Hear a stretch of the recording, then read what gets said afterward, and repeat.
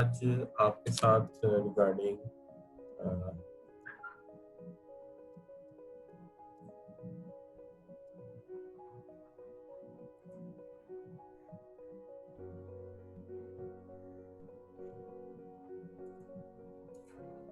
अस्सलाम वालेकुम जी। हमारा आज जो सेशन है it is our 16 session in row. आज के दिन के जो टॉपिक मैंने चूज किए हैं, इन टॉपिक्स में सबसे पहला टॉपिक जो आपके साथ हम जेरे बहस लाएंगे, इस टॉपिक में ऑर्गेनाइजेशन फ्लेक्सिबिलिटी है। फिर आज हमने बात कर दी, लास्ट टाइम ऑर्गेनाइजेशन फ्लेक्सिबिलिटी को हमने स्टार्ट कर दिया था। आज हमने यहाँ से शुरू करना था डिसिप्लिन के हवाले से, डिसिप्लिनरी सिचुएशन के हवाले से, हैंडलिंग डिसिप्लिन।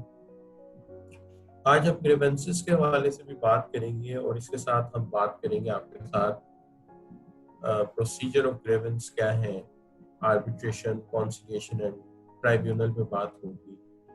और termination of contract might be we have sufficient time, अगर इतना टाइम मिल गया तो हम उसके ऊपर भी बात करेंगे। तो आज का जो हमारा सेशन है वो इन चीजों के ऊपर मुश्तमिल है, तो हम इसको स्टार्ट करते हैं, शुरू करते हैं हम इसको ऑर्गेनाइजेशनल फ्लेक्सिबिलिटी से लेते हैं।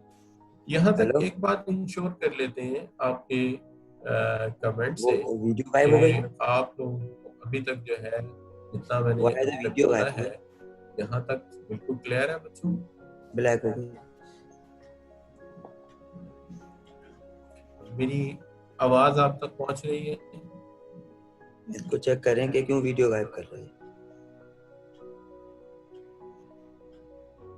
उसको वीडियो तो देखें कि क्यों कर रहा है।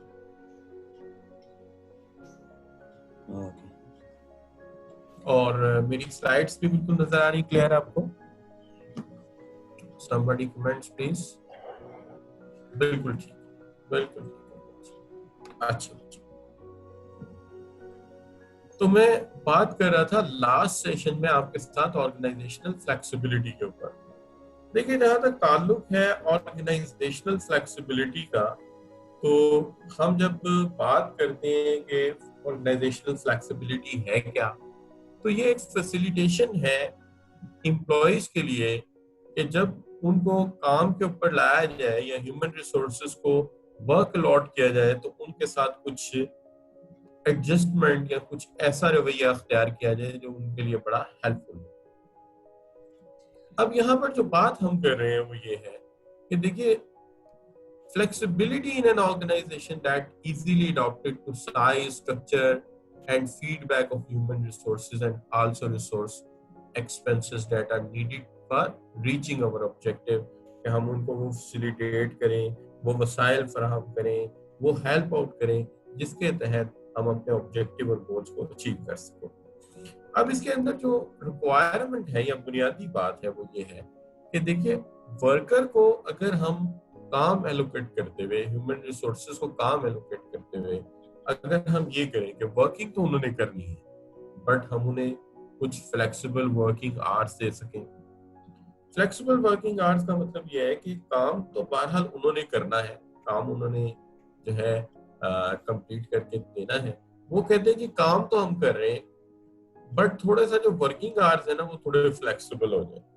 मिसाल के तौर पे काम कर लीजिए, टाइमिंग की कोई रिस्ट्रिक्शन नहीं है, work should be done but time is not restricted कि जी इतने ही टाइम में ये काम होना चाहिए। दूसरी चीज है कि हम उन्हें ड्यूरिंग वर्किंग, स्पेशली जो फैमिली वाले लोग होते हैं, मैरिड होते हैं, बच्चे होते हैं, तो जो 8 to 10 hours working hours fix किए गए हैं उसके अंदर कहीं उन्हें अगर कोई काम पड़ जाए तो हम थोड़ा सा उन्हें ब्रेक भी दे सकें, हम उन्हें थोड़ा सा ब्रेक भी दे सके, जहां मैंने अंडरलाइन किया है यहाँ पे होगा इस वक्त। दूसरी चीज ये है कि पॉसिबिलिटी ये भी होनी चाहिए कि बाज़ औक़ात किसी एम्प्लॉय के बेटे की, बेटी की शादी है या कोई और मसला है, उसके लिए उसे चंद दिन का ब्रेक चाहिए है, वेकेशन चाहिए है, तो उसे प्रोवाइड की जा सके विद पे। और इसके साथ साथ employ has a possibility to work partly from home. अगर वो थोड़ा बहुत काम घर जाके करना चाहे तो उसको खुली इजाजत होनी चाहिए, जो घर से काम हो सकता है करने दिया जाए। अगर वो डाटा कॉन्फिडेंशियल नहीं है ज्यादा, अगर वो डाटा क्रूशियल नहीं है तो घर से इसको जाके कर सकता है। अब इसके अंदर हमने जो बातें की अभी तक क्या की कि एम्प्लॉय को फ्लेक्सिबल वर्किंग आवर दिया जाए, काम किया जाए आर फिक्स पे, बेशक ना किए जाए। दूसरी बात ये है, काम के दरमियान अगर उसे कोई फैमिली प्रॉब्लम है तो उसे रिजॉल्व करने के लिए टाइम दे दिया जाए। और फिर पॉसिबिलिटी ये भी होनी चाहिए कि अगर फ्यू डेज ऑफ चाहता है तो भी उसे प्रोवाइड किया जा सके। अब इसके बाद ये भी है कि अगर पार्टली वो घर से काम करना चाहे और हो सकता है घर में काम, तो उसे करने की इजाजत होनी चाहिए। इसके साथ साथ ये भी चीज है कि शिफ्ट अगर डिफरेंट काम करती है, आमतौर पे हम देखते हैं कि अगर डिफरेंट शिफ्ट्स में अगर काम हो रहा है तो आमतौर पे 24 घंटों में 3 शिफ्टें बना दी जाती हैं। एक डे हो गई, एक इवनिंग हो गई, एक नाइट शिफ्ट हो गई। वर्कर को बावक्त जरूरत अगर स्विच करना पड़े, नाइट शिफ्ट दे दी जाए, और अगर किसी वक्त जरूरत पड़े तो उसे मॉर्निंग शिफ्ट में बुला लिया जाए, वो आपस में शिफ्ट शफल कर ले। अगर इससे उनका फैमिली वर्क अच्छा चलता है, उनका काम अच्छा चलता है, तो उन्हें अकोमोडेट करना चाहिए। इसी तरह एम्प्लॉइज को जो वर्किंग आवर चूज करने हैं उसके अंदर भी फ्लेक्सिबिलिटी या थोड़ी बहुत लचक देनी चाहिए। अगर तो ये कोई प्लांट नहीं है जो कि फिक्स टाइम पे चलता है और उसको चलाने के लिए हमें हंड्रेड्स ऑफ वर्कर की जरूरत है, तो फिर तो मजबूरी है, फिर तो एक ही टाइम प्लांट चलेगा और सबको आना पड़ेगा। लेकिन अगर ये उस नेचर का काम नहीं है, प्रोडक्शन नेचर का काम नहीं है, इसके अंदर इंडिविजुअल वर्क हो सकता है और कोई 1-2 आवर पहले आ सकता है या 1-2 आवर लेट ज्वाइन कर सकता है और इससे हमें फर्क नहीं पड़ता, तो हमें ये भी लचक है, ये भी फ्लेक्सिबिलिटी प्रोवाइड करनी चाहिए, इसमें कोई हर्ज नहीं। अब यहाँ तक जो बात होगी वो हमारी ये होगी कि हमने ये समझ लिया कि ऑर्गेनाइजेशनल फ्लेक्सिबिलिटी क्या चीज है। अब जब हम ऑर्गेनाइजेशनल फ्लेक्सिबिलिटी को समझ जाते हैं तो यहाँ पर जो हमारा अगला इशू है, ये तो हमारा लास्ट टॉपिक था ना जो हम डिस्कस कर रहे थे, यहाँ पे लेक्चर लास्ट ईयर खत्म हुआ। अगला मसला जो है वो हमारा है डिसिप्लिन का। देखिए डिसिप्लिन का जहां तक मामला है, दुनिया में कोई भी चीज बगैर डिसिप्लिन के अचीव नहीं हो सकती। इवन अगर आपकी अपनी जिंदगी में डिसिप्लिन नहीं है तो आप कुछ भी हासिल नहीं कर सकते। इसलिए हमें हर इंसान को, हर वर्किंग पर्सन को कुछ असूल बनाने पड़ते हैं, एक डिसिप्लिन अडॉप्ट करना पड़ता है काम में। लेकिन organisation is a collection of many individuals, organisation collection है मेनी इंडिविजुअल्स का। अगर यहाँ पे डिसिप्लिन ना रखा गया तो हर शख्स जो है वो अपना राग अलापना शुरू कर देगा और हर शख्स जो है वो अपनी अपनी जो इंडिविजुअल थॉट्स है उनको अप्लाई करने की कोशिश करेगा। हमने ऐसी कोई फ्लेक्सिबिलिटी यहाँ नहीं देनी होती डिसिप्लिन के मामले, वरना इसके बड़े संगीन नुकसान हो सकते हैं।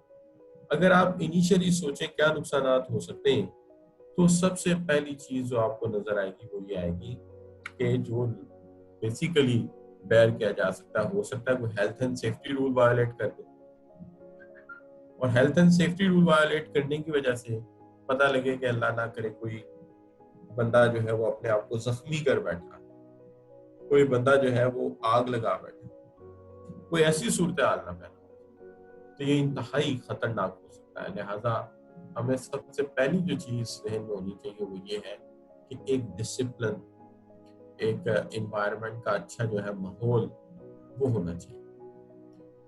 इसके लिए हमें डिसिप्लिन मींस कुछ प्रोसीजर प्रिस्क्राइब करने चाहिए, कंडक्ट आर पैटर्न, जिसे वो नहीं कहते ज़ाब्ता-ए-अखलाक, एक हमें आइडियल कंडक्ट बताना चाहिए और पैटर्न ऑफ बिहेवियर के ये आइडियल पैटर्न ऑफ बिहेवियर है, आपने इसके मुताबिक चलना है।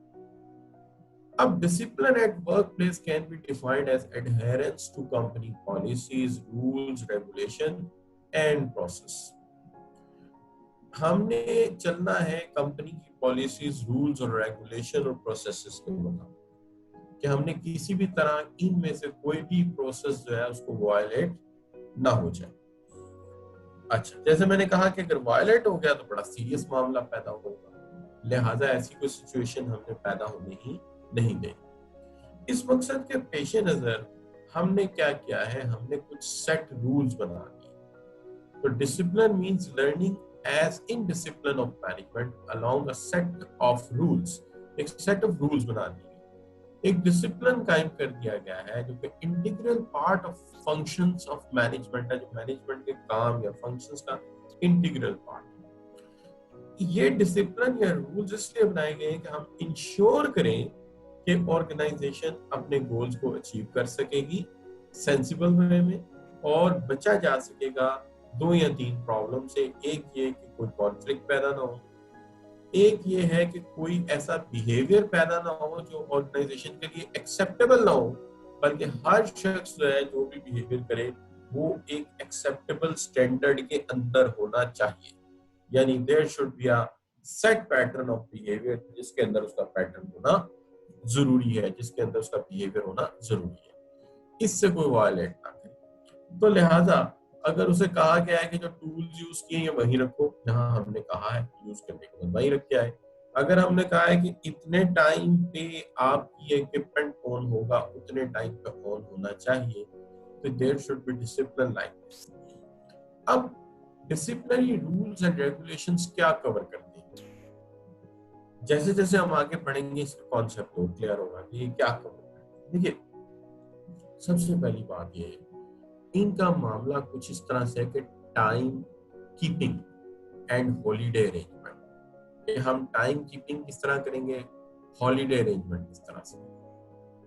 क्यों, वजह क्या है, हम क्यों ये कह रहे हैं जी कि ये किस तरह से हम जो है वो इसको डील करेंगे।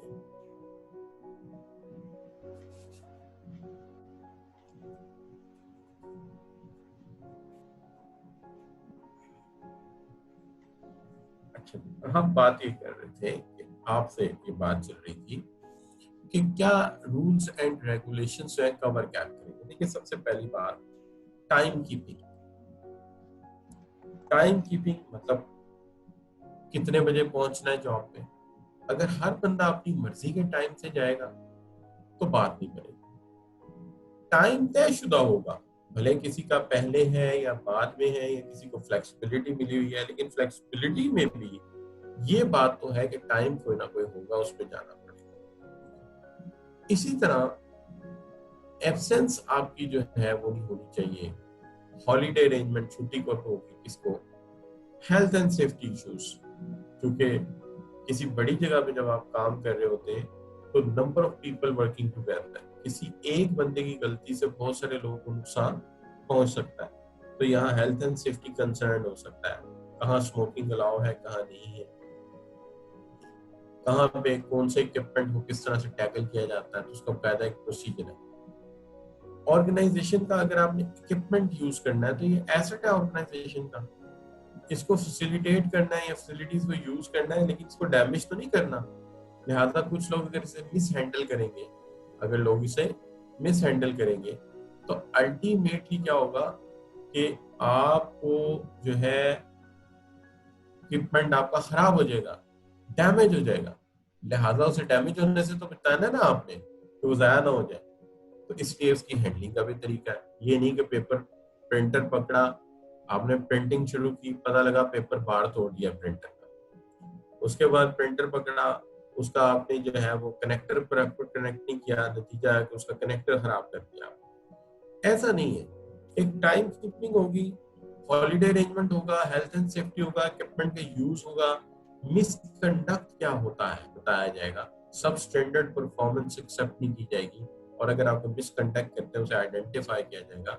बदतमीजी किसी के साथ करते हैं, डिस्क्रिमिनेशन अलाउ नहीं होगा कि आप एज अ सीनियर है किसी को डिस्क्रिमिनेट नहीं कर सकते, और इसी तरह किसी को दबाव में नहीं रख सकते, ब्लाइंड टैक्टिक्स आप इस्तेमाल नहीं कर सकते। तो ये कुछ डिसिप्लिनरी प्रोसीजर बनाए गए हैं ताकि तमाम लोगों को एक यकसा इन्वायरमेंट मिले और वो उसको लेकर चल सके। सबसे पहली बात ये। अब यहाँ तक जो हमने समझा, सबसे पहले डिसिप्लिनरी जो है वो प्रोसीजर, या हमने डिसिप्लिन को इसलिए रखा है ऑर्गेनाइजेशन में ताकि हर शख्स एक असूल, एक ज़ाब्ते और एक तरीका कार के तहत बिहेव करे। हर इंसान कुछ रूल्स, रेगुलेशन, प्रोसेस को फॉलो करे। फायदा क्यों डील करें? डील इसलिए करें कि हर शख्स वक्त पे आए, उसके बाद दूसरों की हेल्थ एंड सेफ्टी का ख्याल रखे, कोई बदतमीजी ना करे, कोई सब स्टैंडर्ड परफॉर्मेंस ना हो, डिस्क्रिमिनेशन ना हो, किसी पर कोई दबाव ना डाल सके, और इक्विपमेंट और एसेट्स ऑर्गेनाइजेशन के महफूज रहे। इसलिए हम डिसिप्लिन बनाते हैं। अगर आपकी अपनी जिंदगी में डिसिप्लिन हो, आप घर पहुंच के की वहीं टांगते हैं, बाइक की जहां रखनी चाहिए, शूज वहीं रखते हैं जहां रखने चाहिए, बुक्स रैक में रखते हैं, तो अगले दिन जब आप उठेंगे या आप पढ़ने के लिए बैठेंगे, आपका कम से कम आधा घंटा बच जाएगा। अगर इन्हीं चीजों को आप डिसऑर्गेनाइज कर दीजिए, इनको उनकी जगह पे ना रखिए, तो आपके 15-20 मिनट डेली इसलिए जाया हो जाएंगे कि रात बुक्स का रखी थी मैंने, रात कंप्यूटर कहाँ रख दिया था मैंने, रात को मैंने पेन कहाँ रख दिए थे आपको, तो आपका टाइम वेस्ट होगा।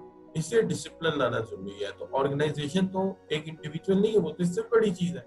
लिहाजा वहां पे तो प्रोसीजर सिस्टम इससे भी ज्यादा स्ट्रिक्ट होने चाहिए, ताकि कोई हेल्थ एंड सेफ्टी वायलेशन ना हो जाए, कोई इक्विपमेंट डैमेज ना हो जाए, कोई किसी किस्म का कॉन्फ्लिक्ट राइज ना हो जाए, डिस्क्रिमिनेशन ना हो, ब्लाइंड टैक्टिक्स ना हो। लेकिन यहाँ पे एक बात जो नुमाया है वो आ जाती है, आपका डिफरेंस आ जाता है negative discipline and positive discipline. देखिए, नेगेटिव डिसिप्लिन हम एक ऐसे डिसिप्लिन को कहते हैं जहां पर एम्प्लॉय का दिल नहीं मानता इन असूलों को मानने के लिए, वो कुछ और सोचता है, ऑर्गेनाइजेशन कुछ और सोचती है, लेकिन हम डंडे के जोर पर प्रेशर डालकर उससे ये डिसिप्लिन बनवाते हैं सख्ती के साथ। तो हम इसे कहते हैं ये नेगेटिव डिसिप्लिन। क्यों? इसके अंदर अगर आप देखें तो एडहेरेंस टू एस्टैब्लिश नॉर्म्स है, बट विद पनिशमेंट, सजा की वजह से लोग रूल मान रहे हैं। अच्छा, employees do not perceive corporate goals as their own goals, वो कॉर्पोरेट गोल्स को अपने गोल्स नहीं समझता। यहाँ पे इंटेंस सुपरवाइजरी कंट्रोल करने पड़ते हैं और हमें हर वक्त चेक एंड बैलेंस रखना, तो हम इसे कहेंगे ये नेगेटिव डिसिप्लिन। पॉजिटिव डिसिप्लिन होता तो क्या होता कि हम एम्प्लॉइज को इन्वॉल्व करके उनकी मनोमंशा से उन्हें मनोमन मनवाते, यानी उन्हें दिल से मनवाते हैं कि ये डिसिप्लिन या ये रूल्स हम सब के फायदे की चीज है, और यहाँ पे ऑर्गेनाइजेशन का इंटरेस्ट और इंडिविजुअल का इंटरेस्ट एक ही होता, और वो खुद से इनको दिल से मानता। तो इसको हम कहते हैं पॉजिटिव डिसिप्लिन। तो नेगेटिव डिसिप्लिन क्या है? नेगेटिव डिसिप्लिन ये है कि आपका मन नहीं मानता इन रूल्स को, आपका दिल नहीं चाहता इन्हें मानने के लिए, लेकिन आप मान लेते हैं, तो ये नेगेटिव डिसिप्लिन। पॉजिटिव डिसिप्लिन ये है कि आप दिल से एक्सेप्ट करते हैं कि वाकई ये जो रूल्स और रेगुलेशन बनाए गए हैं ये हमारे फायदे के लिए, ये हमारे फायदे की चीज है, और आप उनको खुद से मान लेते हैं, तो हम कहते हैं कि ये जो है आपका क्या है? Positive discipline.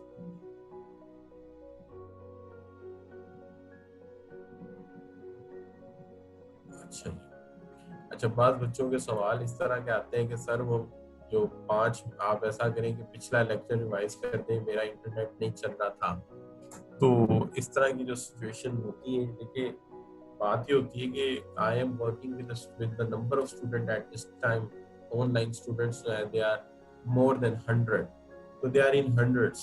So for an individual it's not possible for me. I love to cooperate with you and cope up your needs, what I want, but the thing is this कि हम किसी वक्त जो है वो बड़े मजबूर होते हैं। उसकी वजह आप जानते हैं कि बहुत सारे इश्यूज रेज हो गए होते हैं इस वक्त। बाकी बच्चे जो है इस वक्त मेरे साथ इस लेक्चर में चल रहे हैं, तो मेरे लिए पॉसिबल नहीं होता कि आपके कहने पे मैं पिछला लेक्चर शुरू कर दूं, ठीक है?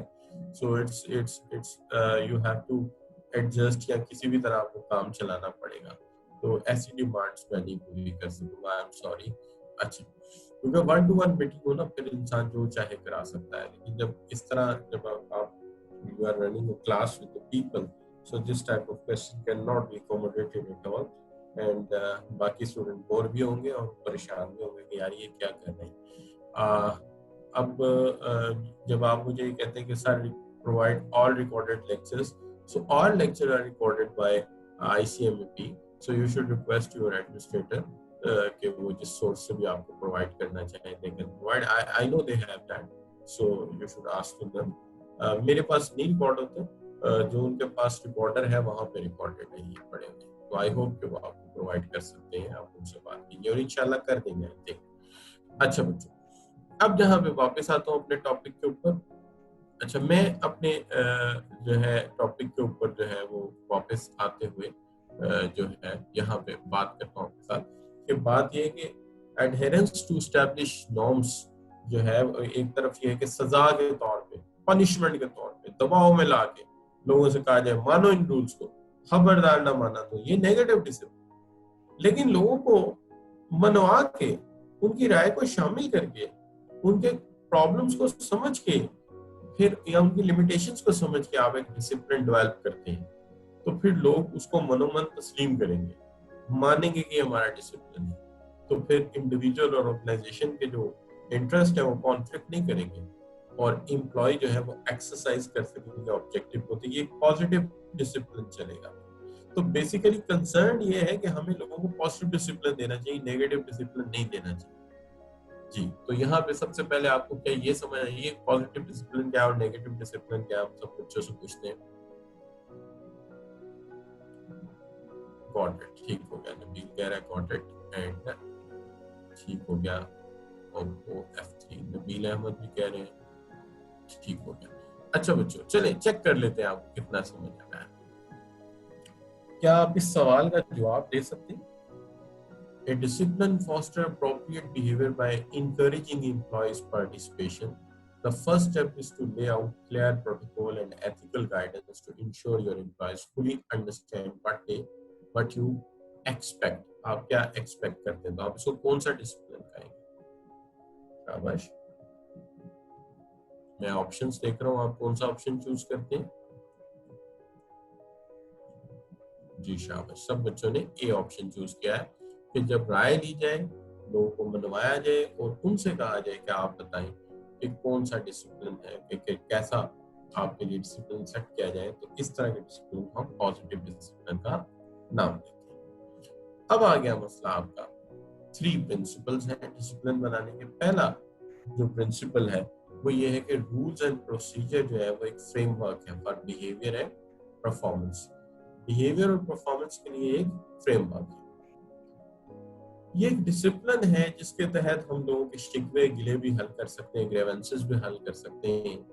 तो दूसरी बात ये है, इन मोस्ट ऑफ केसेस हमारा एम जो है वो सजा देना नहीं है, हमारा मकसद किसी को पनिश करना नहीं है, बल्कि हमारा पर्पस ये है कि रूल्स, प्रोसीजर और फ्रेमवर्क को माना जाए, डिसिप्लिन और ग्रीवेंसेस को रिजॉल्व किया जाए, और आपको जो है हम एम है हमारा ये कि हम आपको कोई पनिश ना दें, बल्कि ऑर्गेनाइजेशन के ऑब्जेक्टिव को हासिल करने की कोशिश करें। अब देखिए सवाल ये पैदा होता है कि कौन कौन सी डिसिप्लिनरी सिचुएशन पैदा हो सकती है। आमतौर पे जो डिसिप्लिनरी सिचुएशन पैदा हो सकती है वो ये हो सकती है कि बंदा काम से जल्दी चला जाता है, लिविंग वर्कर जो तयशुदा टाइम उससे पहले चला जाता है, वो काम करता है और काम बहुत ज्यादा डिफेक्टिव है जिससे ऑर्गेनाइजेशन को नुकसान हो रहा है, वो ब्रेक करता है सेफ्टी और हेल्थ रूल्स को वायलेट करता है जिससे बाकी सबको भी नुकसान हो सकता है, रिफ्यूज करता है जो लेजिटिमेट वर्क है, जो बाकी काम उसके जिम्मे लगना चाहिए वो उसको करने से इनकार करता है, या उसका दूसरों के साथ रवैया, एटीट्यूड बड़ा पुअर है। तो ऐसी सूरत में हम डिसिप्लिनरी सिचुएशन अराइज कर जाती है। ये बहुत ज्यादा सिचुएशंस हो सकती हैं, मैंने तो सिर्फ चंद एक जिक्र किए हैं सिर्फ आपको समझाने के लिए कि कोई बंदा जल्दी काम छोड़ के चला जाता है, कोई डिफेक्टिव वर्क करता है, अच्छा काम नहीं करता, कोई सेफ्टी रूल्स वायलेट कर जाता है, कोई रिफ्यूज कर देता है काम करने से, या कोई बदतमीजी करता है, पुअर एटीट्यूड देता है दूसरों को, तो हम कहते हैं यहाँ पे डिसिप्लिनरी सिचुएशन जो है वो अराइव करती है। अब इसको अगर ऐसी प्रॉब्लम आपके साथ हो जाए, आपके ऑर्गेनाइजेशन में हो जाए, तो आप क्या स्टेप लेंगे? देखिए इसके लिए बाकायदा एक प्रोसेस होता है। हमने ये प्रोसेस लिखा है, मुख्तलिफ ऑर्गेनाइजेशन के जो प्रोसेसेस या प्रोसीजर डेवलप हुए हैं, रूल्स डेवलप हुए हैं, उनको अखज़ करके हमने एक यूनिफॉर्म बना लिया है जो कि तकरीबन मैक्सिमम ऐसे करती है ऑर्गेनाइजेशन। सबसे पहले ये होता है कि जब आपको इस तरह की एक्टिविटी में इन्वॉल्व पाया जाता है तो आपके साथ एक इनफॉर्मल टॉक की जाती है, बुलाया जाता है और जरा गपशप के मूड में आपको पूछा जाता है कि जनाब ये आप क्या कर रहे हैं, ये ना करें, ऐसा करने से बड़ा गड़बड़ हो जाएगा मामला। अगर फिर भी कोई मामला ना चले तो सीनियर बुलाता है और बुला के आपको ओरल वार्निंग देता है, मैं आपको वार्निंग दे रहा हूँ कि आइंदा ऐसी सिचुएशन पैदा ना हो।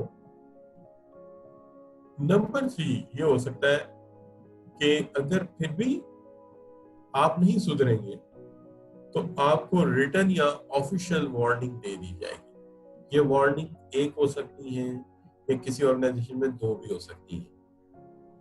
उसके बाद फिर एक डिसिप्लिनरी ले ऑफ हो सकता है, सस्पेंशन हो सकती है, वक्ती तौर पे आपको जो है वो डिसमिस कर दिया जाए कुछ दिन के लिए जॉब से, क्योंकि हम इसको कह रहे हैं कि ये डिसिप्लिनरी ले ऑफ है, आपको निकाल दिया जाए।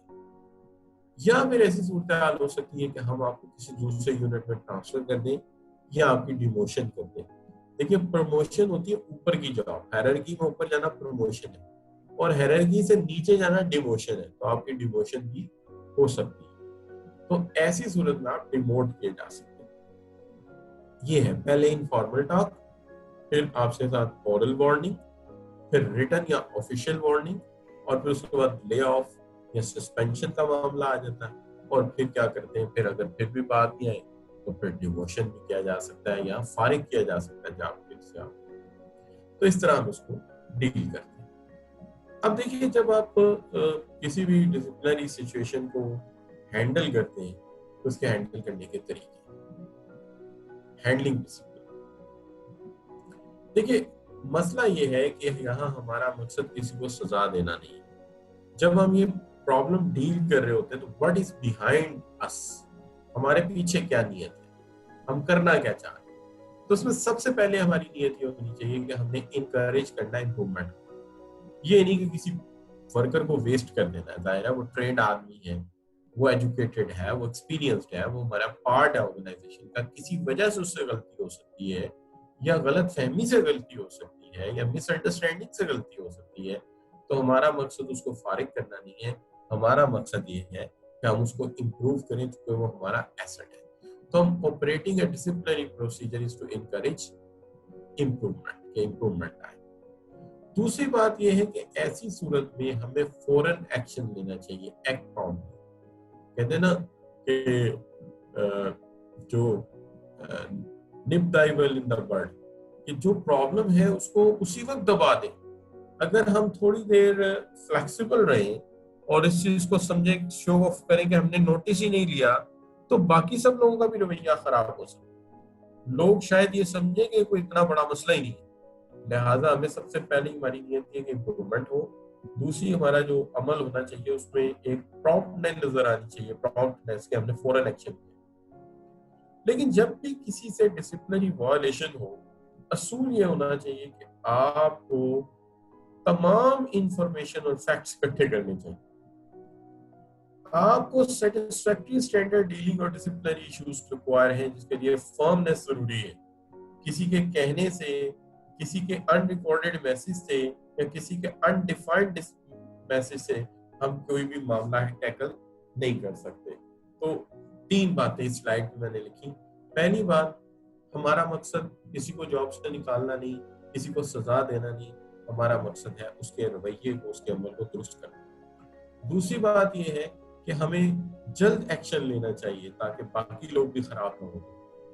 तीसरी बात यह है कि हमें फैक्ट्स को इकट्ठा करना चाहिए, गैदर करना चाहिए अच्छी तरह, और उसके अंदर जब हम बात करें, the person who is violating the discipline, उसके अंदर कोई बात ऐसी नहीं होनी चाहिए कि जब हम बात करें वो कि जी ऐसा हुआ ही नहीं और साबित हो जाए कि हम गलत बयान कर रहे हैं। देयरफॉर हमारी एक एक बात जो है वो कंफर्म होनी चाहिए, एक एक बात जो है प्रॉपरली जो है अंडरस्टूड होनी चाहिए। तो एक एक चीज जो है वो क्लियर होनी चाहिए। उसके बाद जब आप फैक्ट्स भी इकट्ठे कर लेते हैं, बाकी मामला डील कर लेते हैं, तो ये है हैंडलिंग डिसिप्लिन। अब आप जब आपने समझ लिया कि हमारे पास सजाएं क्या हैं, सजाएं आपके सामने हैं। वार्निंग दे सकता हूँ, ओरल वार्निंग दे सकता हूँ, ले ऑफ कर सकता हूँ, डिमोट कर सकता हूँ, ये सजाएं मैं दे सकता हूँ। मेरे डिसिप्लिन को हैंडल करने का ये मेरी नियत है, जल्दी एक्शन लूँ, इम्प्रूवमेंट मेरा मकसद है, और उसके साथ साथ मेरा जो है वो मकसद ये भी है कि जो भी बात हो वो हकीकत हो मुझे। अब जब मैं मालूमात इकट्ठी कर लेता हूँ, तो यहाँ पे भी एक्शन लेने से पहले मेरे पास 3 चीजें हैं। पहली चीज ये ड्रॉप द मैटर। अगर तो ये मैटर हमें लग रहा है कि यार ये बड़ा माइनर सा इशू है, तो देखिए यहाँ पे होता है माइनर सा इशू, तो एक तो ये है कि आप इसको छोड़ दें, ड्रॉप करें। कुछ भी ना करें। दूसरा तरीका ये हो सकता है कि अरेंज अ डिसिप्लिनरी मीटिंग, कि आप एक डिसिप्लिनरी मीटिंग ले लें, कर लें उस बंदे के साथ जिसने वायलेट किया है, और सीरियसनेस पे बात की जा सके, ठीक है जी। और फिर ये है कि arrange counselling, take informal action, this is an attempt to correct the situation and prevent it from getting worse, worse होने से बचाया जाए। तो हमें हमारे पास तीन ऑप्शन होते हैं, एक ये कि हम ड्रॉप कर दें, दूसरा ये हो सकता है कि हम जरा एक इनफॉर्मल सेक्शन लेके बंदे को समझाएं कि यार ऐसा आइंदा ना करना, और तीसरा ये हो सकता है कि नहीं यार डिसिप्लिनरी मीटिंग करें और एक सीरियस एक्शन लें, ये मामला इतना सीरियस है। अब ये जो तीनों ऑप्शन है, ये डिपेंड करते हैं, कि हम कितना मामला स्वेयर है। अगर मामला स्वेयर नहीं है तो फिर तो कोई बात नहीं है, फिर तो आप जिस तरह चाहें इसको टैकल कर सकते हैं, कोई बड़ा इशू नहीं है। तो पहली बात ये कि हमें ये पता होना चाहिए कि मामला कितना स्वेयर है। अगर तो मामला स्वेयर है तो फिर हम उसको सीरियस एक्शन की तरफ लेके जाएंगे। अगर मामला मॉडरेट लेवल का है तो फिर हम इनफॉर्मल मीटिंग कर लेंगे या इनफॉर्मली प्रोसीजर डिस्कस कर लेंगे। और अगर मामला बिल्कुल माइनर सा लगता है हमें तो फिर हम कहेंगे प्रीवियस रिकॉर्ड भी एम्प्लॉय का अच्छा, तो हम कहेंगे नहीं यार इसको फिर ड्रॉप कर देते हैं। तो ये तीनों ऑप्शन हो सकते हैं, आप ड्रॉप कर दीजिए, या आप इनफॉर्मल डिस्कशन कर लीजिए, या फिर ये कि आप डिसिप्लिनरी एक्शन ले लीजिए। तीन ऑप्शन हो सकते हैं। अब ये कि जब हम प्रोसीजर को रन कर रहे हैं तो कैसे करना, आपका अपना बिहेवियर कैसा होना चाहिए, यानी डिसिप्लिनरी टीम का रवैया कैसा होना चाहिए। पहली बात तो ये है कि आपको स्टे कॉम करना चाहिए, सुकून के साथ इन्वेस्टिगेशन करें, कोई जल्दी ना करें, तमाम प्रोसीजर्स को जो है वो आप फॉलो करें। अब यहाँ पे ये नहीं कि आप उसके साथ कॉन्फ्लिक्ट कर लेंगे, सर अभी तो आपने कहा था कि जल्द एक्शन लेना चाहिए। जल्द एक्शन से मुराद है नोटिस फौरन ले लें, लेकिन नोटिस लेने के बाद जो बाकी सारा प्रोसीजर फॉलो करना है उसके अंदर अपने किसी प्रोसीजर या रूल को वायलेट ना करें। बड़े काम होके एक एक चीज की इंक्वायरी करें, इन्वेस्टिगेट करें, प्रोसीजर को फॉलो करें। आपका ये जो रवैया है ये कंसिस्टेंट होना चाहिए हर केस के अंदर। वो केस बेशक बड़े अच्छे एम्प्लॉय के खिलाफ हो या बड़ा कंसिस्टेंट एम्प्लॉय हो, बड़ा अच्छा हो, आपका रवैया जो है एक जैसा होना चाहिए। कंसीडर करना चाहिए हर केस को मेरिट पे, और हर दफा ये सवाल सामने होना चाहिए कि ऐसा तो नहीं हम किसी के साथ ज्यादा सख्ती करें और किसी के साथ नरमी करें, तो फिर तो डिसिप्लिन मेंटेन ही नहीं हो सकेगा।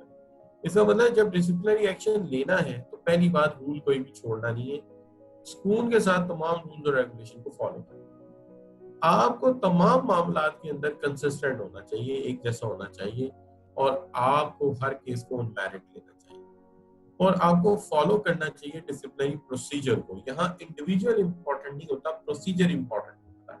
इसलिए आपने अपने कॉन्स्टिट्यूशन को, आपने अपने ऑर्गेनाइजेशन के आर्टिकल को, आपने अपनी ऑर्गेनाइजेशन के लिखे हुए रूल्स, रेगुलेशन और प्रोसीजर्स को पढ़ना है और उसके मुताबिक हल करना है। इसमें आपका जाती इंटरेस्ट इन्वॉल्व नहीं होना चाहिए। अगर ऐसा आप करेंगे तो फिर आप इसको टैकल कर सकते हैं। इसके अंदर स्वेयर ये हो सकता है आप सस्पेंशन करें, सस्पेंशन विद पे होनी चाहिए। अच्छा, ये भी एक असूल क्यों बनाया गया है भाई, मुलजिम में और मुजरिम में फर्क होता है ना जी।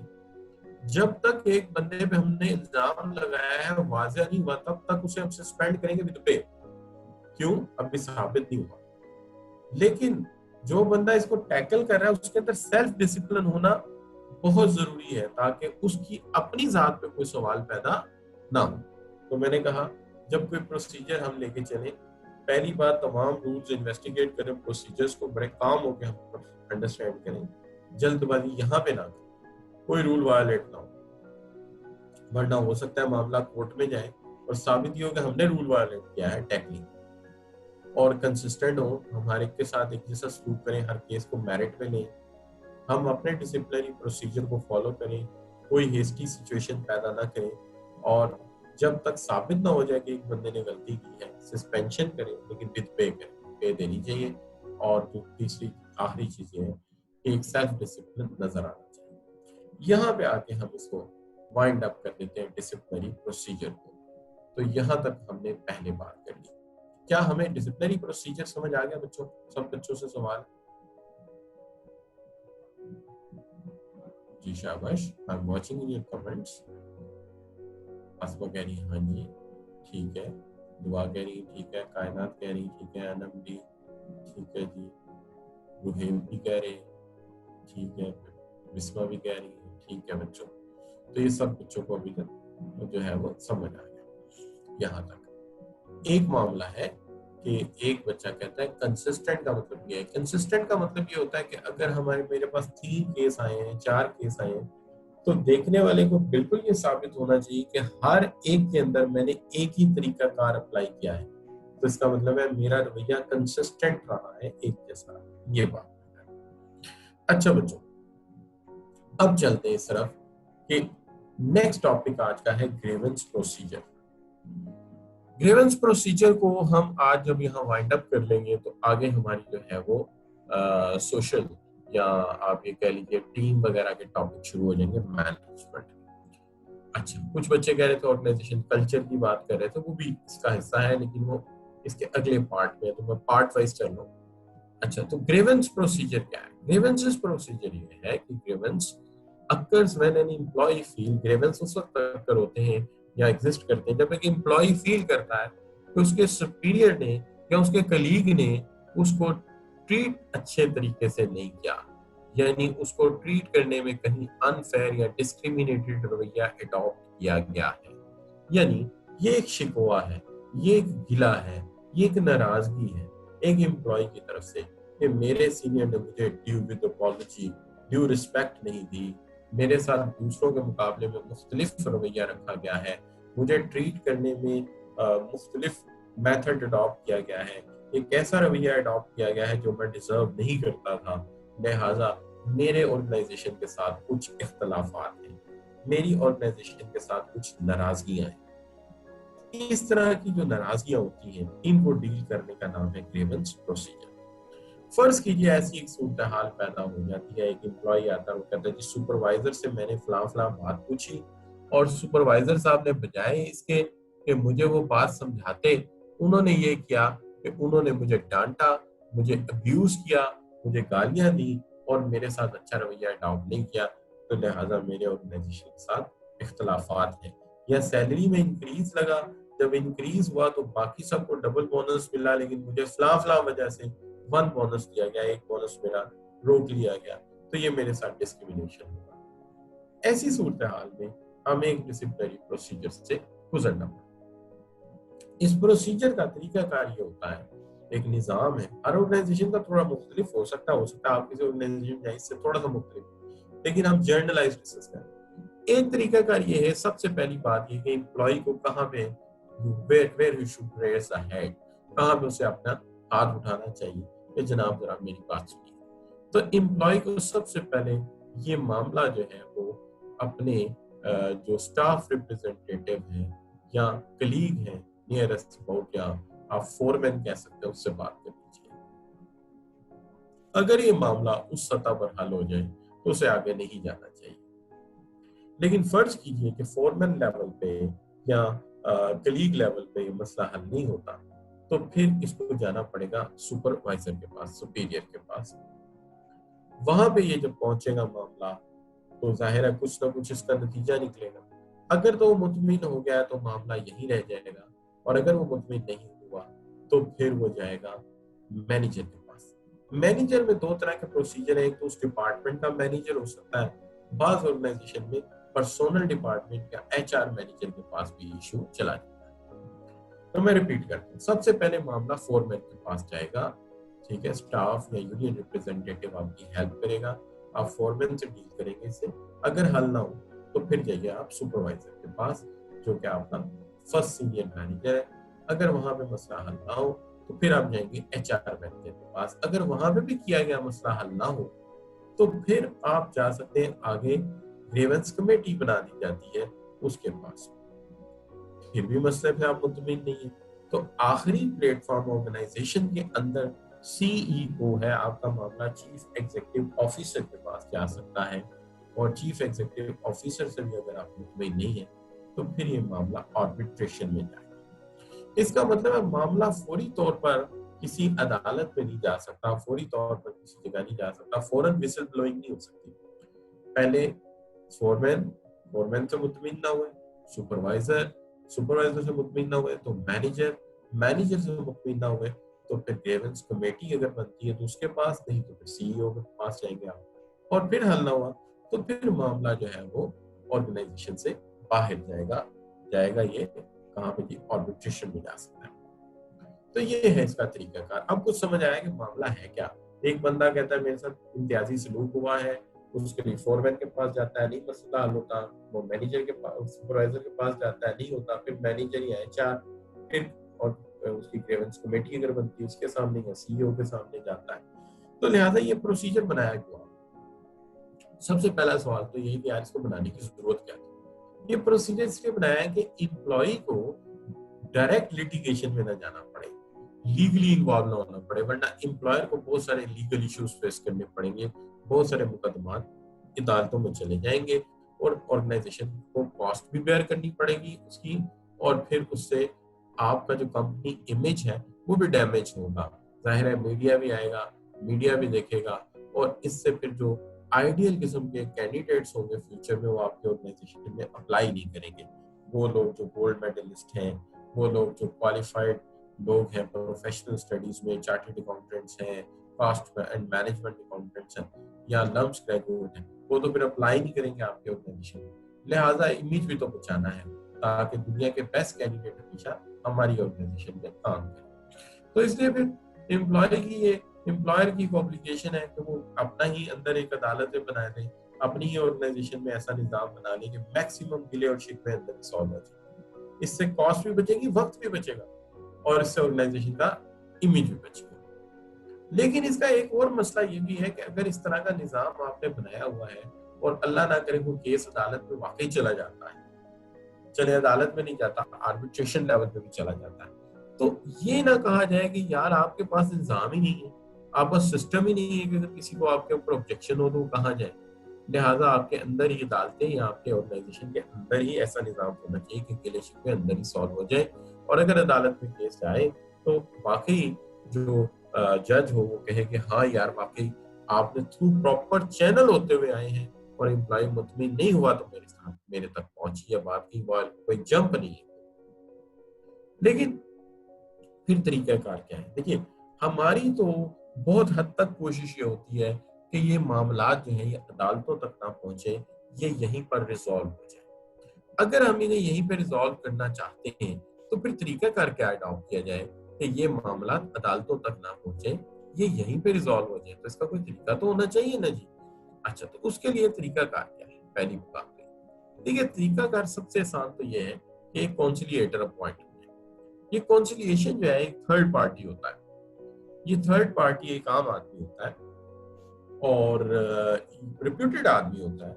आप उसको कहते हैं कि हमारी ऑर्गेनाइजेशन और इस एम्प्लॉय में कुछ डिस्प्यूट है, तुम उसको सेटल करा दो।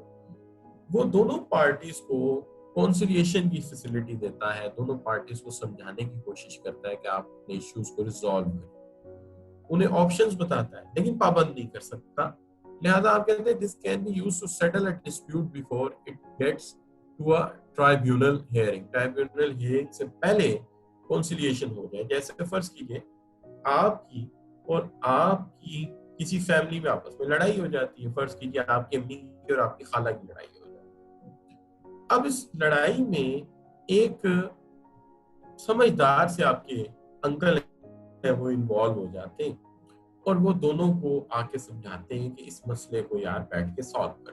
तो अगर ये समझाते हैं और तरीकाकार समझाते हैं तो ये हम इसको कहेंगे कॉन्सिलिएशन। क्या है? कॉन्सिलिएशन है। तो कॉन्सिलिएशन ये कहते हैं कि डिस्प्यूटेड पार्टीज को इकट्ठा करना और उन्हें बैठा के समझाना कि यार अपने इश्यूज सॉल्व करो। लेकिन इसका बेनिफिट क्या है? एक तो कॉन्फिडेंशियलिटी रहती, थर्ड पार्टी बात इधर उधर नहीं करती, उसको रिजॉल्व कराती। इससे टाइम बच जाता है ट्राइब्यूनल में जाने का या कोर्ट में जाने का, और इससे डैमेज नहीं होता आपका रिलेशनशिप, फर्दर वहीं पे रिजॉल्व हो जाता है और आप दोनों पार्टीज किसी एग्रीमेंट पे पहुंच जाती है। कॉन्सिलिएशन में सिर्फ एक मसला है कि ये आपको हिकमत तो समझाएगा, समझाने की कोशिश करेगा, लेकिन ये कोई भी चीज आप पे पाबंद नहीं कर सकता, कोई भी चीज पे आपको पाबंद नहीं कर सकता।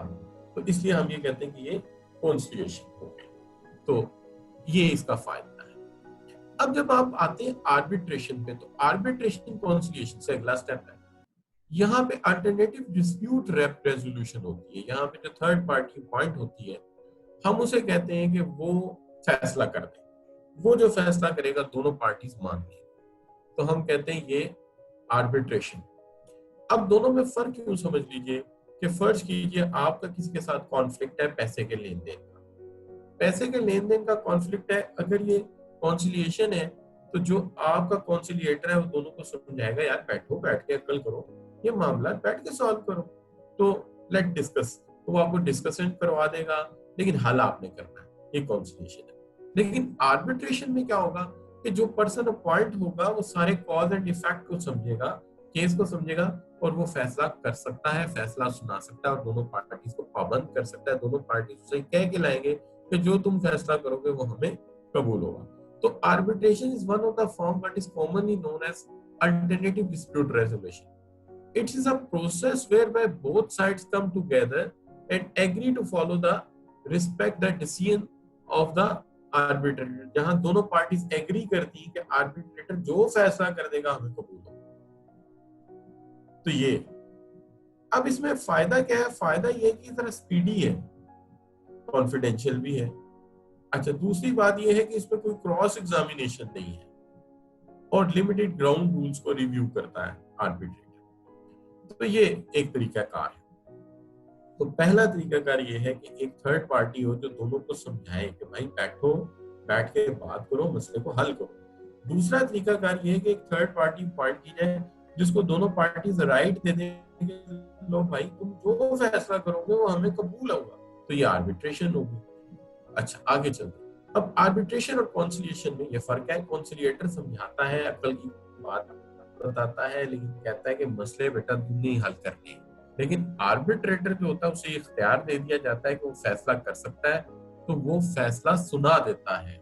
अब यहाँ पे देखते हैं समझ कितनी आई है। If an independent person help the parties to arrive at negotiated settlement but he or she does not have the power to enforce a decision, वो डिसीजन इन्फोर्स नहीं कर सकता, लेकिन वो समझाता है पार्टीज को कि सेटलमेंट करो आपस में। तो यहाँ पे कौन सा ऑप्शन मुझे लेना चाहिए? शाबाश,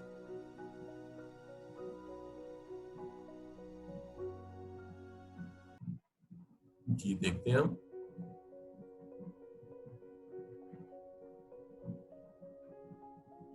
जी मैं देख रहा हूँ कमेंट्स में कौन सा ऑप्शन लेंगे हम।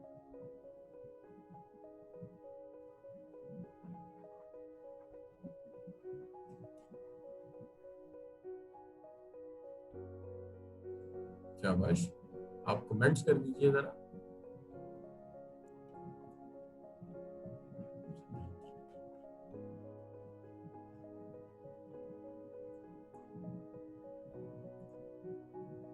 जी कौन सा ऑप्शन लेंगे जी हम इसके अंदर? हमारे पास 4 ऑप्शन है, ए बी सी।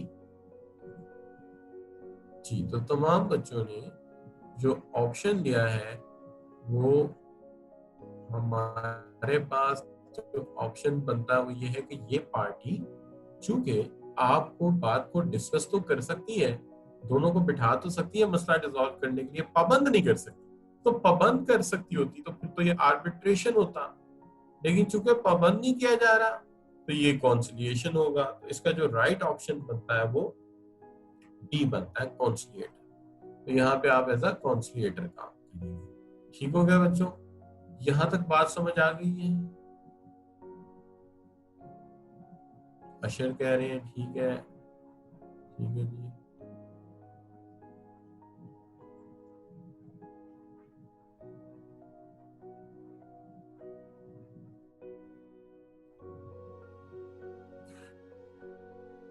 ठीक हो। अगर मामला हल ना हुआ, ना कॉन्सिलिएशन से हुआ, आर्बिट्रेटर के फैसले को भी किसी एक या दोनों पार्टी ने ठुकरा दिया, उन्होंने कहा जी हम इसको भी नहीं मानते, तो मामला कहाँ जाएगा? मामला कोर्ट में जाएगा, ट्राइब्यूनल में जाएगा। ट्राइब्यूनल में या कोर्ट में जब मामला जाएगा तो वहां पर जिस तरह से इशू रिजॉल्व होता है आमतौर पे, वहां पे तरीकाकार जो होता है भाई वो ये होता है कि आपको सिर्फ एक एप्लीकेशन देनी होती है। वो एप्लीकेशन आप सिंपली जो है वो फॉरवर्ड कर देते हैं विद कोर्ट या स्टैम्प पे आपको जो है वो वकील प्रोवाइड जो है वो करते हैं, यानी उनकी तरफ से प्लीड जो है वो जिसने एप्लीकेशन दी है यानी डिस्कस किया जाता है और फिर कोर्ट में ये मामला जो है वो वहीं पे सेटल किया जाता है। आप उसको लेबर कोर्ट भी कह सकते हैं। पाकिस्तान में इसके अंदर बहुत बड़ा अमेंडमेंट जो है वो 2012 में किया गया था। फिर उसके बाद एक अमेंडमेंट जो है वी हैव सीन इन 2016 किया गया था। तो यहाँ पे हमारे पास ये प्रोसीजर मौजूद है और बड़ा इकोनॉमिकल है। तो इसके अंदर ये सारे मामला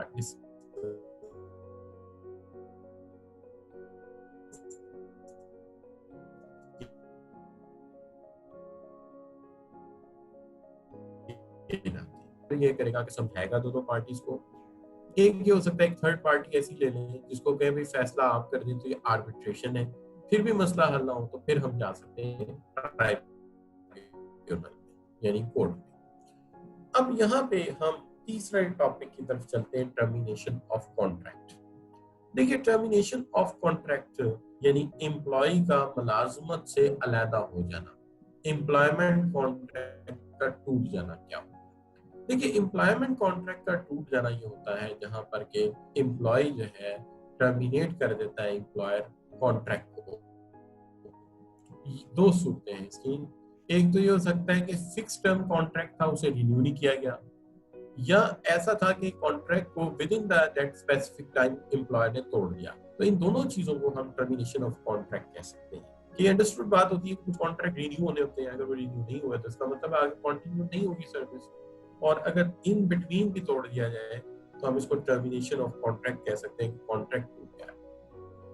देखिए इसके अंदर जब आप डिसमिसल की बात करते हैं कि किस वजह से लोग डिसमिसल हो जाते हैं, हम डिसमिसल को 3 कैटेगरी में ब्रेक करते हैं। एक कंस्ट्रक्टिव डिसमिसल है। कंस्ट्रक्टिव डिसमिसल इसको कहते हैं कि जब एम्प्लॉयर ने कॉन्ट्रैक्ट को ब्रीच किया, एम्प्लॉयर ने कॉन्ट्रैक्ट को तोड़ दिया, तो एम्प्लॉय ने इसको अपनी रिस्पेक्ट के अगेंस्ट समझा और उसने रिजाइन कर दिया, उसने रिजाइन कर दिया। हम कहते हैं कंस्ट्रक्टिव डिसमिसल। मैं रिपीट करता हूं कि एम्प्लॉयर ने कॉन्ट्रैक्ट को ब्रीच किया या उस तरह नहीं निभाया जो हुआ था, तो एम्प्लॉय ने इस कंडक्ट को सफिशिएंट नहीं समझा और उसने जो है रिजाइन कर दिया। हम कहते हैं कंस्ट्रक्टिव डिसमिसल। रॉन्गफुल डिसमिसल ये है कि डिसमिस कर दिया गया ब्रीच ऑफ कॉन्ट्रैक्ट पे, लेकिन इसके अंदर जो कॉन्ट्रैक्चुअल पीरियड था या जो नोटिस पीरियड था वो फॉलो नहीं किया गया। और अनफेयर डिसमिसल ये है कि किसी बंदे को निकाला गया है लेकिन उसको निकालने की वजह मुनासिब नहीं है, वजह मुनासिब नहीं है। तो मैं रिपीट करता हूँ रिवर्स ऑर्डर।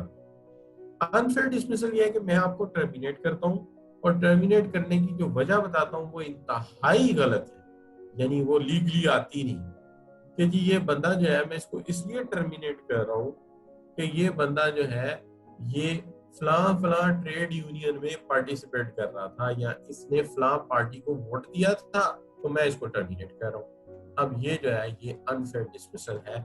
ये किसी बंदे का जाती फैसला है कि वो किसको वोट करता है, कौन सी यूनियन को ज्वाइन करता है, तो ये अनफेयर डिसमिसल है। ये रीजन ही गलत है। तो अगर मेरी रीजन गलत है तो मेरा डिसमिसल क्या है, मैंने जो डिसमिसल किया है वो क्या होगा, शाबाश, वो अनफेयर होगा। लेकिन मैंने आपको डिसमिस किया, रीजन मेरी बिल्कुल ठीक है। आपने 4 दफा प्लांट को डिस्टर्ब किया, आपने 4 से 6 दफा प्लांट को तबाह करने की कोशिश की, आप उसके बाद सिगरेट पीते पकड़े गए जहां पे प्रोहिबिटेड एरिया था, तो ये रीजन तो ठीक है। लेकिन मैंने डिसमिस करते वक्त आपको जो नोटिस देना था चंद दिन पहले वो नहीं दिया, तो ये रॉन्गफुल डिसमिसल है। डिसमिस करना मेरा हक है लेकिन तरीकाकार गलत है, तरीकाकार गलत है। कंस्ट्रक्टिव डिसमिसल ये है कि मैंने आपको डिसमिस कर दिया लेकिन मेरे पास इसकी कोई साउंड रीजन नहीं थी, तो ऐसी डिसमिसल को भी हम जो है नहीं मानते। तो यहाँ पे हम सबसे पहले तो आपके साथ इसी पे बात करते हैं कि देखिए, under the typical employment protect legislation, which of the following would be classified as an unfair reason for employees?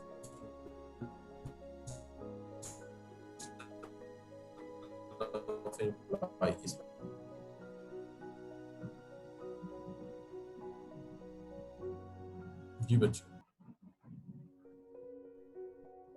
Mostly बच्चों ने जो ऑप्शन ली है वो ए है और ये बिल्कुल करेक्ट ऑप्शन है। उसकी वजह ये है कि देखिए, कोई बंदा ट्रेड यूनियन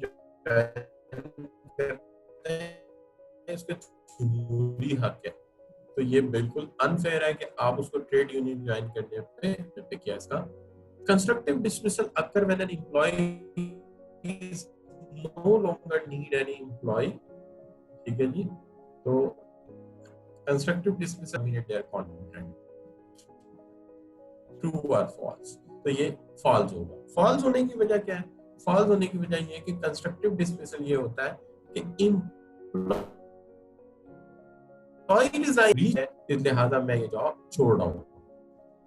जब एम्प्लॉय जॉब छोड़ देता है ये कह के कि एम्प्लॉयर ने मेरे साथ ज्यादती की है कॉन्ट्रैक्ट होने के बाद, तो ऐसी सूरत को हम कहते हैं ये कंस्ट्रक्टिव डिसमिसल। अब एक तरीका टर्मिनेशन का ये हो सकता है कि एम्प्लॉय रिजाइन कर रहा है, जैसे अभी हमने कहा रेजिग्नेशन। रेजिग्नेशन लिख देते हैं, रिजाइन कर देते हैं, जॉब छोड़ देते हैं, तो हम इसकी एक रीजन ये लिख सकते हैं। अब यहाँ मैं आपकी जॉब छोड़ रहा हूँ जी, जॉब इसलिए छोड़ रहा हूँ कि आप जो मुझे सैलरी दे रहे हैं वो ठीक नहीं है, या आप मुझे जो वर्किंग कंडीशन दे रहे हैं वो अच्छे नहीं है, आप मुझे जो नेचर ऑफ वर्क दे रहे हैं वो ठीक नहीं, तो ये अवॉइडेबल। एम्प्लॉयर ये कह सकता है अच्छा सैलरी अच्छी नहीं, सैलरी बढ़ा देते हैं भाई। वर्किंग कंडीशन अच्छे नहीं है, चलो कंडीशन में जो तुम चेंज कहते हो वो कर देते हैं। तो नेचर ऑफ वर्क तुम्हारा ठीक नहीं, तो हम काम का नेचर डिफरेंट कर दें, ये अवॉइडेबल। यानी इसमें जो रीजन है उसे खत्म किया जा सकता है। ठीक है जी, तो ये अवॉइडेबल रीजन होते हैं, इनको ठीक किया जा सकता है। सैलरी कम है, हालात अच्छे नहीं दिए गए, ये बदले जा सकते हैं। लेकिन अनअवॉइडेबल रीजन क्या है?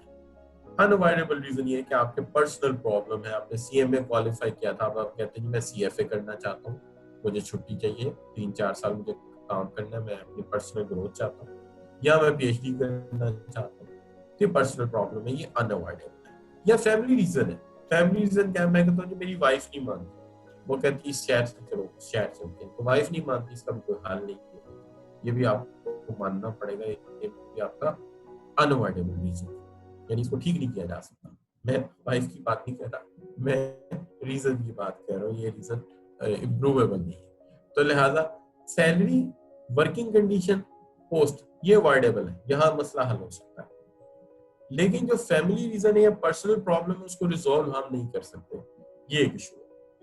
अब इसका तरीकाकार ये कि यहाँ जब आप जा रहे हैं, चले अवॉइडेबल है तो हम हल कर देते हैं, अनअवॉइडेबल है तो हम हल नहीं कर सकते। अच्छा, तो मसला ये है कि यहाँ पे हम फिर क्या करें? यहाँ पे हम ये कर सकते हैं, एक बात तो ये हो सकती है कि हम यूं करें कि जब आप जा रहे हैं तो आप एक एग्जिट इंटरव्यू किया जाए। ये एग्जिट इंटरव्यू दो, एक वजह तो ये है कि हमें वो रीजन समझ आए जिसकी वजह से आप जा रहे हैं, ताकि हम बाकी लोगों को रोक सकें। अगर वो रीजन वैलिड है तो आइंदा दूसरों के साथ ऐसा ना हो। और अगर हम कोई जॉब अरेंज कर सकते हैं आपके लिए, अपने सप्लायर के साथ, अपने कस्टमर के साथ, तो हम अरेंज कर दें ताकि आपके हमारे रिलेशनशिप हमेशा के लिए अच्छे रहे। अच्छा, फिर इसमें ये भी इंश्योर किया जाए कि जब जॉब छोड़ी जा रही है, आप छोड़ के जा रहे हैं, रिजाइन कर रहे हैं, तो क्या आपने हमें इतना टाइम दिया है कि आपका मुतबादिल हम इतनी देर में अरेंज कर लें? तो नोटिस ऑफ पीरियड दोनों तरफ से होना जरूरी है, जो आमतौर पे रेगुलर एम्प्लॉय के लिए जनरली तमाम मुल्कों में 3 माह का होता है, 3 मंथ नोटिस होता है। ठीक है, और शॉर्ट कॉन्ट्रैक्ट में 1 मंथ नोटिस होता है कि आप कहेंगे कि 4 वीक में, 6 वीक में आप अरेंज कर लें, मैं जॉब छोड़ रहा हूँ। तो ये दो चीजें इसमें इंपॉर्टेंट। अब आ जाते हैं आप इस तरफ के, बाज़ वक़्त ऐसा होता है कि ऑर्गेनाइजेशन जो है वो एक्टिविटी खत्म कर देती है, या वो ऑपरेशन खत्म कर देती है जिसमें आप इन्वॉल्व, सीज कर देती है उस बिजनेस को। वो बिजनेस आगे नहीं करना चाह रही। हम गाड़ी भी बनाते हैं, मोटरसाइकिल भी बनाते हैं, आप मोटरसाइकिल वाले यूनिट में काम कर रहे हैं, वहां आप मैनेजर हैं, हम वो काम बंद करें तो आप रिडेंडेंट हो जाएंगे, फालतू हो जाएंगे, रिडेंडेंसी हो जाएगी। अब जब आप रिडेंडेंट हो जाएंगे, या फिर ये हो सकता है कि वो यूनिट बंद कर दिया जाए, वो यूनिट बंद हो गया,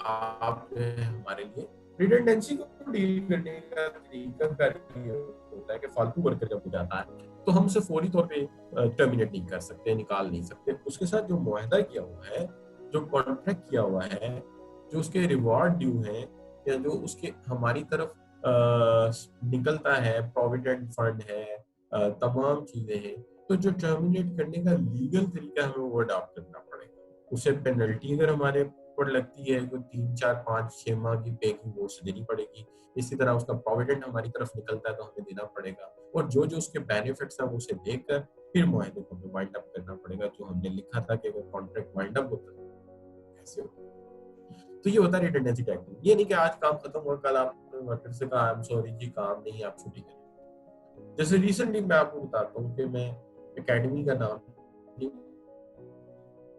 बताता, मेरे कोरोना का प्रॉब्लम हुआ तो मैं वहां गया, तो उन्होंने इसे ऑनलाइन कर दिया। ऑनलाइन कर दिया तो मैंने शिकवा किया कि जी मेरे बच्चों का टेस्ट ही नहीं चेक किया आपने।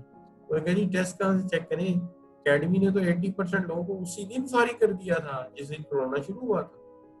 यानी कोई हद होती है कि इधर स्टार्ट हुआ, उधर लोगों को बुलाया और फारिग कर दिया।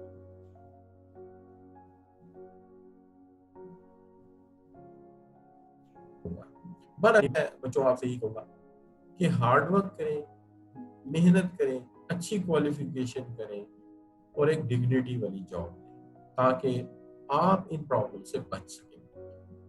इंसान को हार्ड वर्क तो करना पड़ता है, लेकिन वो काफी कुछ गेन कर जाता है जिंदगी में। तो कैपेबल पर्सन बनने के बाद लोग 100 दफा सोचते हैं कि यार इसके साथ हम ये बात कर रहे हैं, ये बंदा टैलेंटेड है, काबिल है, तो फिर इस तरह के प्रॉब्लम्स नहीं होते। अल्लाह ताला सबको अच्छी पोजीशन पे पहुंचाए। यहाँ पे आज का लेक्चर हम वाइंड अप करते हैं। आज के लेक्चर में हमने जो चीजें डिस्कस की हैं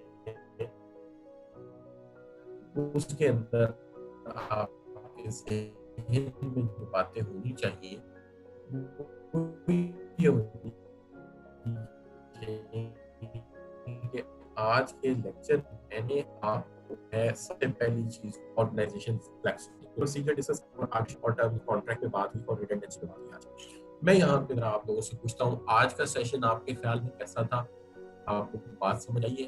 जी शाबाश, बच्चे कमेंट्स कर दें तो बस हम इसको वाइंड अप कर देते हैं।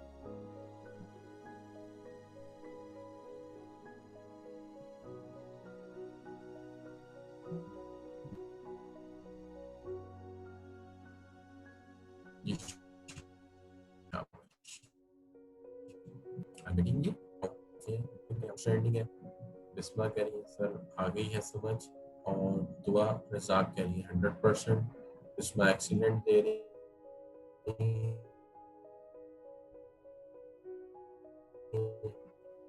अच्छा जी, अब्दुल्ला कह रहे हैं वेल डन। अच्छा बच्चों, तो आप किसी टाइम पे आपसे मुलाकात होगी, तब तक मैं ये स्लाइड्स ये नोट्स कर दूंगा, आप इन्हें जरूर रीड कर लीजिएगा। Thank you very much for joining. तो